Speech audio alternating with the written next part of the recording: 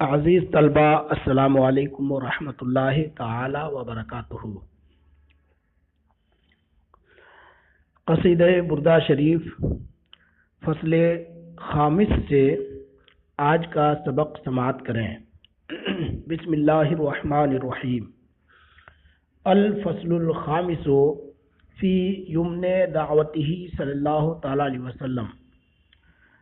پانچویں فصل نبی کریم صلی اللہ تعالی علیہ وسلم کی بابرکت دعوت کے بیان میں۔ یمن کے معنی ہے برکت۔ جاءت لدعوتہ الاشجار ساجدۃ تمشی الیہ علی ساق بلا قدمی۔ لدعوتہ میں لام توقید کے لیے ہے یا علت کے لیے ہے، تعلیل کے لیے ہے۔ توقید کے لیے ہو تو لدعوتہ کا معنی ہوگا نبی کریم صلی اللہ تعالی علیہ وسلم کے بلانے کے وقت، اور لام اگر تعلیل کے لیے ہو تو معنی ہوگا حضور کے بلانے کی وجہ سے، حضور کے بلانے کے سبب سے۔ الاشجار و شجر کی جمع ہے، جاءت کا فاعل ہے، اور ساجدتن یہ حال واقع ہے، سجدہ کرتے ہوئے۔ آگے تمشی یہ بھی حال واقع ہے اشجار سے، اشجار بالحال ہے۔ علی ساقن، ساق کے معنی ہے پنڈلی۔ حیوان کے لیے ساق بولا جائے تو اس کے معنی ہے پنڈلی، اور درخت وغیرہ کے لیے ساق کا لفظ بولا جائے تو اس کے معنی ہے جڑ، درخت کی جڑ۔ بلا قدم، بغیر قدم کے۔ اب ذرا ترجمہ سماعت کریں۔ جاءت آئے، جاءت آئے، حاضر ہوئے، لدعوتہ حضور کے بلانے پر، حضور کے پکارنے پر، پکارنے کی وجہ، بلانے کی وجہ سے یا بلانے کے وقت۔ الاشجار درخت، یعنی درخت حضور کے بلانے کی وجہ سے آئے۔ ساجدتن سجدہ کرتے ہوئے، تمشی الیہ حضور کی جانب چلتے ہوئے، علی ساقن اپنے جڑوں کی بل، بلا قدمی بغیر قدم کے۔ اس شعر میں ایک مشہور معجزے کی طرف اشارہ ہے، جس میں ایک اعرابی نے درخواست کی تھی کہ یا رسول اللہ، اگر آپ صحیح معنوں میں سچے نبی ہیں تو کوئی معجزہ دکھائیے۔ تو حضور سے حضور نے فرمایا کہ تم کیا چاہتے ہو؟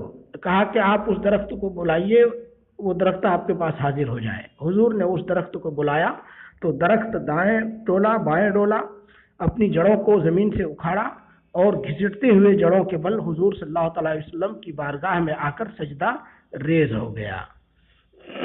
سبحان اللہ۔ جاءت لدعوتہ الاشجار ساجدۃ، درخت حضور کے بلانے کی وجہ سے سجدہ کرتے ہوئے، تمشی الیہ حضور کی طرف پیدل چلتے ہوئے، علی ساقن جڑوں کے بل بغیر قدم کے حاضر ہوئے۔ یقول الامام البوصیری رحمۃ اللہ تعالی علیہ فی ھذا البیت: لما دعا النبی صلی اللہ تعالی علیہ وسلم وطلب الاشجار ان تحضر لدیہ اتت وحضرت، والحال انہا تسجد وتخضع وتمشی علی اصولہا بدون قدم وبغیر رجل، کأنما سترت سترا لما كتبت فروعها من بدیع الخط فی اللقم۔ کأنما سترت، سترہ یسترو کے معنی ہے لکھنا، اور لما کتبت فروعها، فروعها یعنی اس کی جڑوں نے لکھا۔ یہاں لما کتبت میں لام تعلیل کے لیے ہے، اور ما یا تو مصدریہ ہے، یعنی ما کتبت کا ترجمہ ہے لے کتابت فروعها، لما کتبت فروعها یعنی لے کتابت فروعها، درخت کے جڑوں کے لکھنے کی وجہ سے۔ اور मिन या फिर माँ ये इसमें मौसूला हो तो लिमा कतबत फुरूहा का माना होगा लिमा उस वजह से जो लिखा दरख्त की जड़ों ने। आगे उसी का बयान है मिन बदीइल खत्ते उम्दा तहरीर खूबसूरत तहरीर। फिर लकम लकम के माने हैं खुला रास्ता वाज़ेह रास्ता। तर्जमा समात करें। कअन्नमा सतरत ऐसा लगता था कि लिख दिया हो। सतरन कअन्नमा सतरत सतरन ऐसा लगता था कि लिख दिया हो एक तहरीर। लिमा कतबत फुरूहा मिन बदीइल खत्ते फिल लकमी दरख्त की जड़ों के खुले रास्ते में उम्दा तहरीर लिखने की वजह से। या लिमा कतबत फुरूहा उसकी शाखों के लिखने की वजह से मिन बदीइल खत्ते उम्दा तहरीर फिल लकम खुली सड़क में। खुली सड़क में एक उम्दा तहरीर उस दरख्त की जड़ों के लिखने की वजह से लगता था कि एक सतर खींच दी हो, एक लकीर खींच दी हो। माना हाजल बैती हीनमा हर्ररत फुरूउल अशजार तहरीरन बदीअन फित तरीक़िल वाज़िह फकअन्नमा खत्तत खत्तन मिसला मा खत्तल गमाम कमा सयाती ऐ खत्तत खत्तन बिकिताबत फुरूइहा तहरीरन रायन फित तरीक़िल वाज़िह। मिसलल गमामते अन्ना सारा साइरतन तकी है हर्रावती सिन लिल हजीर हमी। मिसलल गमामते गमामा के माने हैं बादल, बादल की तरह। अन्ना अन्ना के माने हैं जहाँ कहीं, वहाँ से जहाँ। सारा यसीरो के माने सैर करना और सायरतन के माने हैं चलते हुए। तकी है वक़ायकी से वाहिद मुन्नस गायब का सेगा तकी है। वक़ायकी बचाना, महफूज करना, महफूज रखना, हिफाजत करना। हर्रा वतीसिन हर्रा के माने हैं हरारत गर्मी, वतीस के माने हैं आफताब। और लिल हजीर में लाम वक्त के लिए है। लिल हजीर का माना है ज़ोहर के वक्त, दोपहर के वक्त। और हमी हमी के हमेया यहमा के माने होते हैं गर्म होना। हमी के माने है गर्म हुआ। और हमी ये सिफत है वतीसिन की, यानी दोपहर के सूरज हमी जो कि गर्म था। तो हमी ये फेले माजी है, यहाँ पे वतीसिन की सिफत वाक़ई है। तर्जमा समात करें। मिसलल गमामते बादल की तरह, अन्ना सारा जहाँ कहीं रसूलुल्लाह सल्लल्लाहु अलैहि वसल्लम चलते। अन्ना जहाँ कहीं, सारा रसूलुल्लाह सल्लल्लाहु अलैहि वसल्लम चलते। सारा में हुआ ज़मीर हुजूर की तरफ राजे है। साइरतन तकी है चलते हुए, यानी बादल चलते हुए, तकी है हुजूर की हिफाजत करता। तकी है में जो हुआ ज़मीर फ़ाइल है, तकी का या ज़मीर फ़ाइल है तकी का, उसी से साइरतन हाल वाक़े है।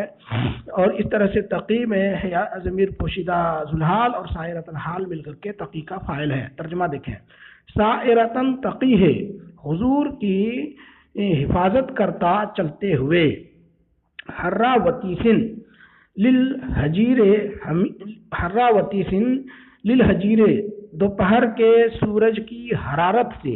हमिया जो गर्म था, दोपहर के सूरज की हरारत से जो सूरज गर्म था, यानी दोपहर के गर्म सूरज की हरारत से हुजूर सल्लल्लाहु अलैहि वसल्लम को चलते हुए बचाता, महफूज रखता, जहाँ कहीं हुजूर सल्लल्लाहु अलैहि वसल्लम तशरीफ़ ले जाते। इस शेर में एक वाक़ये की तरफ इशारा है जिसमें अल्लाह के रसूल सल्लल्लाहु अलैहि वसल्लम यमन का सफ़र किया था या मुल्क शाम का सफ़र किया था। और हुजूर सल्लल्लाहु अलैहि वसल्लम जहाँ कहीं भी आते जाते दोपहर ऐन धूप के वक्त में एक बादल का टुकड़ा आप पर साया फेगन होता और आपके साथ साथ चलता। मानल बैती खत्ततिल अशजारो खत्तन हसनन कमा खत्तल गमामो। بأن يسير ويحفظ رسول الله صلی اللہ علیہ وسلم من حرارة الشمس الحامیة عند الظہیرة. أينما يسير رسول الله صلی اللہ علیہ وسلم يسير الغمام معه مذلا حافظا من حرارة الشمس الحامیة.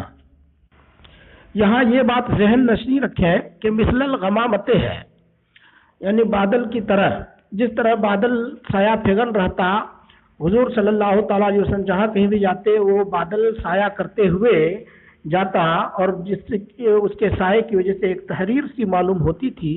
اسی طرح سے درخت جب حضور کی بارگاہ میں حاضر ہوا تو اس نے بھی کھلے راستے میں اپنے نشان چھوڑ کر ایک تحریر لکھ دی تھی. تو درخت کی چھوڑی ہوئی علامت اور نشانی بادل کے کیے ہوئے سائے کی طرح سے تھی. گویا کہ بادل کا سایہ کرنا بھی ایک تحریر تھا، اور درخت کا حضور کی بارگاہ میں آتے ہوئے راستے میں نشانی چھوڑنا بھی ایک تحریر تھا. تو دونوں گویا کہ ایک تحریر کی طرح سے تھی، دونوں تحریریں تھیں. اقسم تو بالقمر المنشق ان له من قلبه نسبتا مبرورۃ القسم. اقسم تو مجھے قسم ہے، بالقمر المنشق پھٹے ہوئے چاند کی، مجھے پھٹے ہوئے چاند کی قسم ہے. یعنی وہ چاند جو پھٹ گیا تھا حضور صلی اللہ تعالی علیہ وسلم کے انگلی سے اشارہ کرنے کی وجہ سے، تو مجھے اس پھٹے ہوئے چاند کی قسم ہے. ان لہو بے شک اس چاند کو، من قلب ہی حضور کے دل مبارک سے، نسبتاً ایسی نسبت حاصل ہے، مبرورۃ القسمی جس میں قسم سچی ہوتی ہے، سچی قسم والی نسبت حاصل ہے. اس شعر کا مفہوم یہ ہے کہ اللہ کے رسول صلی اللہ تعالی علیہ وسلم نے چاند کی طرف اشارہ فرمایا تھا تو چاند دو ٹکڑوں میں بٹ گیا تھا. اس چاند کو پھٹنے میں نسبت اور شبہ حاصل ہے، مشابہت حاصل ہے حضور کے قلب مبارک سے، دل سے. جس دل کو حضرت جبریل امین نے چاک کر کے صاف ستھرا کیا تھا، دھویا تھا زمزم کے پانی سے، تو اس دل سے اس پھٹے ہوئے چاند کو نسبت حاصل ہے. اور یہ نسبت اتنی عظیم اور اتنی بابرکت ہے کہ کوئی اس نسبت کی قسم کھا لے تو اس کی قسم پوری ہو جاتی ہے، سچی ہو جاتی ہے. یہ اس شعر کا مفہوم ہوا. ترجمہ دیکھیں. اقسم تو بالقمر المنشق، پھٹے ہوئے چاند کی مجھے قسم ہے. ان لہو من قلبہ نسبتاً، بے شک اس چاند کو حضور کے دل سے اتنی عظیم نسبت حاصل ہے، مبرورۃ القسمی جس سے قسم سچی ہو جاتی ہے یا جس میں قسم سچی ہوتی ہے.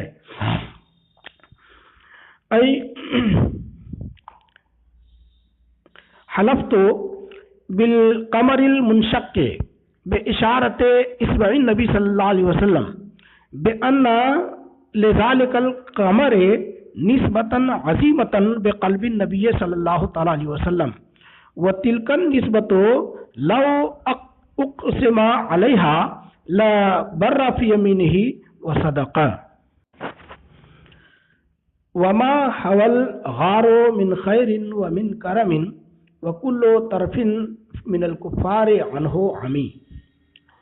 وما حوى الغار، یہ وما میں جو واو ہے یہ عطف کے لیے ہے، اور ما حوا یہ معطوف ہے اقسم تو بالقمر المنشق پر. تو مانا ہوگا اقسم تو مجھے قسم ہے پھٹے ہوئے چاند کی، وما حول غار اور اس کی، غار نے جسے جمع کیا. ہوا یحوی کے معنی ہے جمع کرنا. ما حول غار، غار نے جسے جمع کیا. من خیر، خیر، ومن کرم اور بھلائی.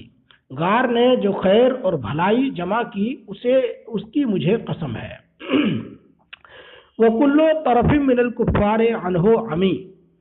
وَكُلُّ طَرْفٍ مِّنَ الْكُفَّارِ، اس حال میں واو حالیہ ہے، اس حال میں کہ کفار کی تمام آنکھیں، طرف کے معنی ہے آنکھ کی پتلی، تو مراد ہے آنکھ.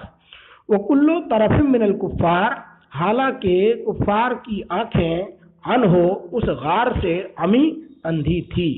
کفار کی تمام آنکھیں اس غار سے اندھی تھیں، دیکھنے سے عاجز و قاصر تھیں.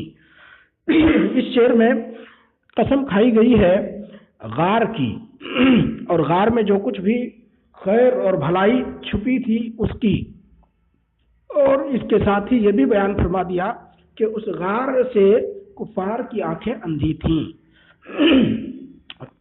المراد من هذا البيت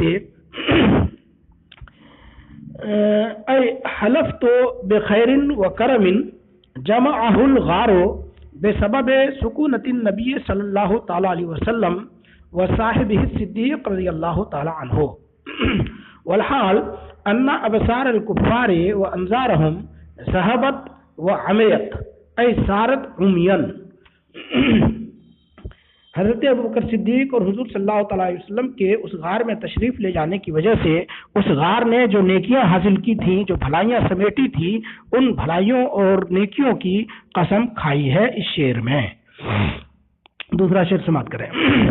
فالصدق فی الغار والصدیق لم یرما۔ فالصدق تو سراپا سچ، سراپا صدق غار میں تھے، یعنی نبی کریم صلی اللہ تعالی علیہ وسلم، والصدیق اور صدیق بھی، لم یرما وہ دونوں وہاں سے ہٹے نہ تھے۔ لم یرما یہ فعل ناقص ہے لم یبرحا کے معنی میں، وہ دونوں اس غار ہی میں تھے۔ لم یزل لم یبرحا کے معنی میں ہے وہ دونوں اس غار ہی میں تھے، ہٹے نہ تھے۔ وہم یقولون اور کفار کہہ رہے تھے ما بالغار من ارم کہ غار میں کوئی نہیں ہے، ارم کے معنی احد، تو لم ما بالغار من ارم غار میں کوئی نہیں ہے۔ ہجرت کے وقت رسول اللہ صلی اللہ تعالی علیہ وسلم اور حضرت ابوبکر صدیق رضی اللہ تعالی عنہ غار حرا میں دونوں تھے، اور کفار نے اس غار کے دہانے کو دیکھا تو انہوں نے یہ سمجھا کہ اس غار میں کوئی نہیں ہے، اسی کا تذکرہ کیا گیا ہے اس شعر میں۔ معنی البیت ای کان الصدق ای رسول اللہ صلی اللہ تعالی علیہ وسلم والصدیق ای صاحبہ ابو بکر رضی اللہ تعالی عنہ، کانا کلاہما فی الغار مع ذالک لم یتمکن الکفار من الرؤیت والنظر الیہما وقالوا لیس فی الغار احد۔ ظن الحمام وظن العنکبوت علی خیر البریت لم تنسج ولم تحمی۔ ظن الحمام، حمام کے معنی ہے کبوتر، اور ظن العنکبوت، عنکبوت کے معنی ہے مکڑا۔ آگے لفظ ہے لم تنسج، لم تنسج نسجا ینسجو کے معنی ہے بننا، اور حاما یحومو کے معنی ہے انڈے دینا، گھونسلہ بنانا۔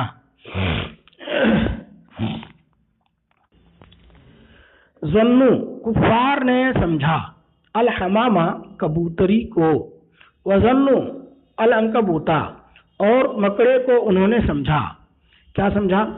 آگے ہے لم تنسج ولم تحم، کہ نہ جالا بنا ہے اور نہ ہی انڈے دیے ہیں، علی خیر البریہ مخلوق میں سب سے بہتر کے پاس، یعنی حضور صلی اللہ تعالی علیہ وسلم غار کے اندر ہوں اور اس کے اوپر مکڑے کا جالا تنا ہوا ہو اور گھونسلے بنے ہوئے ہوں، تو یہ ان کے اندر ہوتے ہوئے یہ جالا نہیں رہ سکتا تھا، یہ گھونسلہ نہیں رہ سکتا تھا۔ ان لوگوں کا خیال یہ تھا، کفار کا خیال یہ تھا کہ باہر سے اگر غار کے اندر کوئی گیا ہوتا تو غار کے دہانے پر جو مکڑے کا جالا تنا ہوا ہے یہ جالا ضرور ٹوٹ جاتا، اسی طرح یہ گھونسلہ بھی ضرور بکھر جاتا، منتشر ہو جاتا، لیکن گھونسلے کی سلامتی اور مکڑے کے جالے کی سلامتی اس بات کی دلیل ہے کہ باہر سے غار کے اندر کوئی نہیں گیا۔ اس کا تذکرہ کیا ہے اس شعر میں کہ مکڑے نے حضور صلی اللہ تعالی علیہ وسلم پر جالا نہیں تنا اور نہ ہی پرندے نے حضور صلی اللہ تعالی علیہ وسلم پر گھونسلہ بنایا ہے۔ المراد من هذا البيت رأى الكفار عش الحمامة ونسج العنكبوت فظنوا أنه لو دخل أحد الغار لانشق نسج العنكبوت ولخرب عش الحمامة، أي إنهما قدیمان ہے. لم تنسج العنکبوت الآن ولم تحمل حمامۃ الآن. وقایت اللہ اغنت عن مضاعفت من الدروع وعن عالم من الاتم. وقایت اللہ، اللہ کی حفاظت و صیانت. اغنا اغنت، اغنا یغنی، اغنا کے معنی ہے بے نیاز کرنا، کافی ہونا. وقایت اللہ اغنت، اللہ کی حفاظت و صیانت کافی ہے یا اللہ کی حفاظت و صیانت نے بے نیاز کر دیا تھا. عن مضاعفت من الدروع، دروع درعن کی جمع ہے. درعن کے معنی ہے زرہ، اور مضاعفت کے معنی تہ بتہ، یعنی تہ بتہ بنی ہوئی حلقوں سے بنا ہوا زرہ. آگے ہے لفظ عالم من الاتمی. عالم کے معنی ہے بلند، اور اتم یہ اتمتن کی جمع ہے. اتم اور آتام دونوں جمع آتی ہے. اتمتن کے معنی ہے قلعہ. عالم من الاتم اونچے اونچے قلعہ. ترجمہ سماعت کریں. وقایت اللہ اغنت، اللہ کی حفاظت نے بے نیاز کر دیا تھا حضور کو اور ان کے صحابی حضرت ابوبکر کو رضی اللہ تعالیٰ عنہ. کس سے بے نیاز کر دیا تھا؟ عن مضاعفت من الدروع، تہ بتہ حلقوں والے زرہوں سے. وعن عالم من الاتم، اور اونچے اونچے قلعوں سے. تو اونچے اونچے قلعہ حفاظت کے لیے قلعے بنائے جاتے ہیں، اور فوجی جنگ میں اپنی حفاظت کے لیے زرہ پہنتا ہے.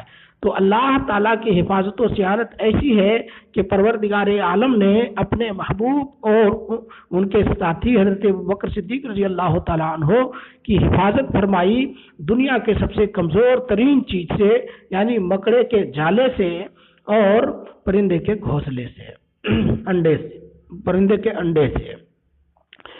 تو اللہ تعالیٰ کی یہ حفاظت اور یہ صیانت ایسی ہے جس نے رسول اللہ صلی اللہ تعالیٰ علیہ وسلم کو اور ان کے یار غار کو تہ بتہ زرہوں سے اور اونچے اونچے قلعوں سے بے نیاز کر دیا تھا.